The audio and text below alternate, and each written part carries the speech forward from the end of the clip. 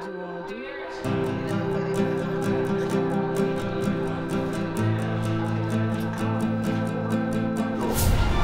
Kapuso, pairan po ng 20 minutes ng inyong hapon. Ako po si Boy, and welcome to Fast Talk with Boy and Boy.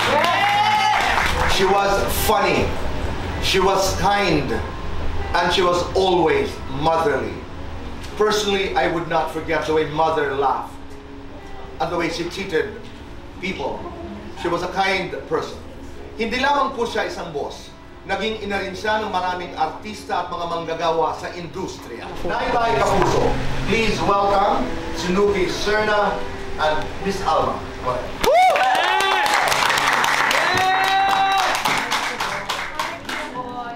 Magandang hapon. Magandang hapon. Kumusta kayong dalawa? Sabi lang niya sa akin, gawa ka ng pitch ng movie sa akin. Sabi niya gano'n. Tapos pero kung mag-alala, alagaan kita, parang anak ko na. Pero Nes, di ba, you were the first or one of the first to sign an exclusive contract with Regal. Yes, Kuya Boy. Ano yan, nung kinausap niya pa ako, dahil batang-bata pa ako noon. Sabi niya sa akin talaga na, pero alam mo, sisikat ka pa, o sikat ka na ngayon, masisikat ka, alagaan ka namin, iko-contract start ka namin. Yun, may ginawa po ko sa kanyang walang karanasan. Yun ang unang-una, tapos nag-boom, kumita. Sobrang kumita, pero sobrang pag-aalaga, tapos pag medyo ninenervous ako, nagbabantay siya sa set. Nanay na nanay, kasi syempre, baby pa ako, yung magsusuot ka ng medyo sexy. So binabantayan ka pa? Binabantayan ka niya bilang nanay. I really feel that she's my second mother talaga. How was the first meeting? First meeting ko po, kasi ang nangyari dito, Boy, I became, they got me for the cover of Mr. Nies with my favorite then si Leif Garnett. Thanks to Tito Nestor Cortero, who was my first manager. Nakita po ako ni Mother Lily from that cover na inspire siya to get as underage, Maricel, Nina, and myself. To form the first batch of Regal babies. And then, so nag-meet up po kami doon sa kanyang popular, ever-famous, unforgettable Mother China restaurant.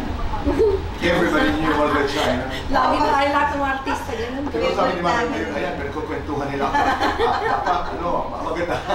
Ay, Tito Boy, thanks. Nakatawa ako. Kasi ilang days na ako parang spaced out because of, syempre, this is not, I mean, we love her, we miss her dearly. Gusto kong pasalamatan si Mother sa sobrang alaga niya po sa akin yung time na yon. Bumaba man yung career ko, tumaas kasi po 3 beses ako nanganak, bumalik po ako nanganak. Naroon pa rin siya. Bumalik po ako, never po akong pinabayaan ni Mother Lee. Down po ako, walang-wala ako, ang una po tumutulong sa akin si Mother Lee. Hindi mo na ho kailangan hihiyan. Pero mararamdaman niya din na ang nanay na namin po siya. You know si Mother, maski matagal ka niya nakita, pero pag nalaman niya may problema ka, nandyan. Kaya ako, yung nalaman ko na may sakit siya, sabi ko, naku, ang daming masasaktan nito. Here we are yung reminiscing yung mga katawan ni Remembering her, yeah. Remembering fondly.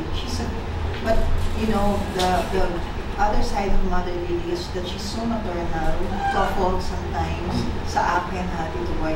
I mean, siguro I want to take this, I know she's still here with us, to say sorry also. Kasi, you know, Tito Boy, syempre, may mga times din akong napagdaanan, na naging, ano rin ako siguro medyo problematic, but Mother was always there to understand, to be by my side. And if it were not for Mother Lily, nagpakasangkapan sa Panginoon na tulungan kami, hindi siguro magiging maayos ang mga buhay namin ngayon. Okay. Sa mga Regal babies, sino ang laging natitilian? Ako.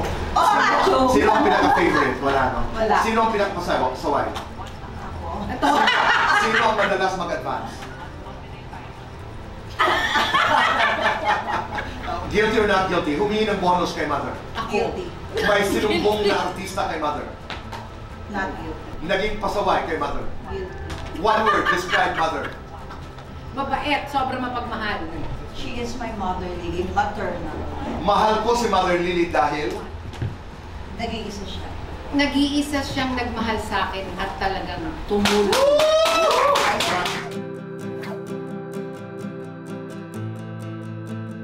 Lights on, lights off, Kuya Boy. Naunahan ako ni ate. Kasi yun lagi tinatanong eh. If you were to describe yourself in one word, parang ano ka? Sino si Snooki? Sino si Alma Moreno? Ayan. Lagi naman kaming masaya pag nag-guest dito kay Kuya. Medyo malungkot lang ngayon kasi of course kay patay si Mother Lily, pinag-usapan namin. Nag-enjoy lang po kami every time nag-guest kami kay Tito Boy because he makes us feel relaxed, very friendly, very gracious si Tito Boy. At totoong-totoo, mapifeel mo yung kanyang concern. Yeah. So, pati sa pagtanong, Actually, si Kuya Boy nakaalala ito manong. Ayun, yun ang masarap sa kanya. Maraming salamat.